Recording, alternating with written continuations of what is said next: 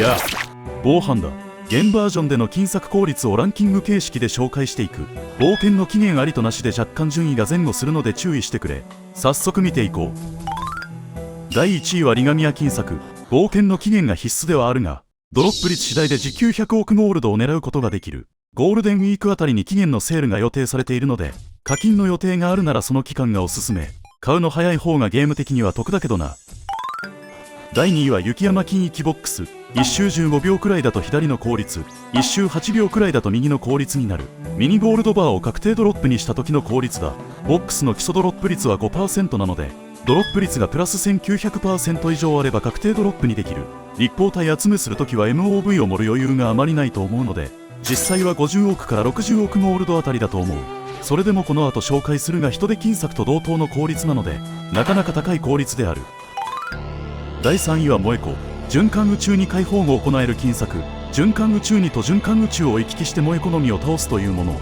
上記は MOV をガン盛りして物理で周回した時の金策効率。操作が面倒ではあるが魔法で周回するとこれより 10% から 20% くらい効率が上がる。萌子金策のメイン収入は素材なので、萌子が直接落とすお金の回収は待たなくてよい。むしろ待つと効率が落ちる。後で紹介するが期限なしなら人手の方が効率高いぞ。ということで第4位は人手金策主導。循環宇宙にと循環宇宙さんを行き来してラッキー人手を魔法で倒す金策。今までの金策とは違い収入源が素材ではなく直接落とすお金なので、冒険の期限の有無にかかわらず高い効率を出せるのが良い。期限なしなら1位2位の効率だ。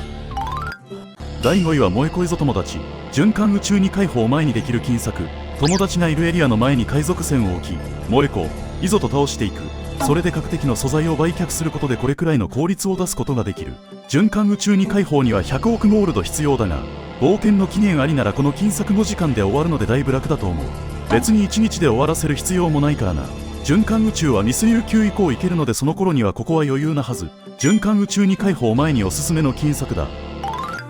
第6位はクジラ金策。期限ありだと萌子いぞ友達より少しだけ金策効率が高い。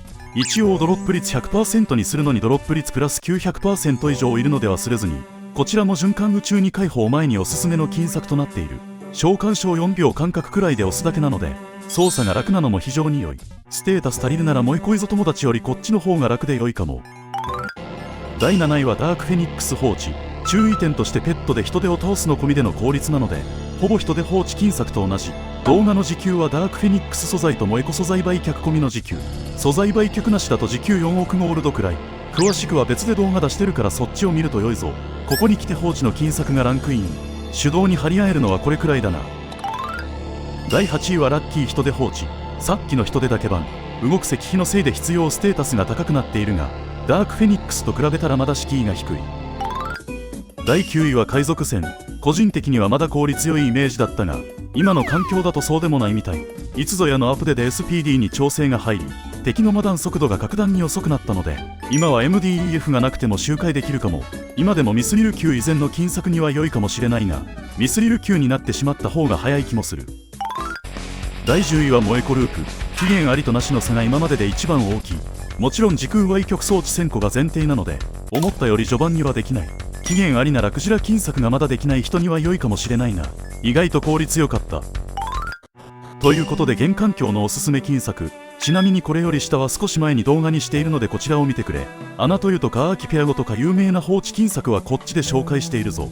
基本的に放置より手動の方が効率が良く、金策は特に手動の方が効率が高い。今回は手動放置関係なくトップ10まで取り上げたが、ランキングほぼ全部手動の金策だ。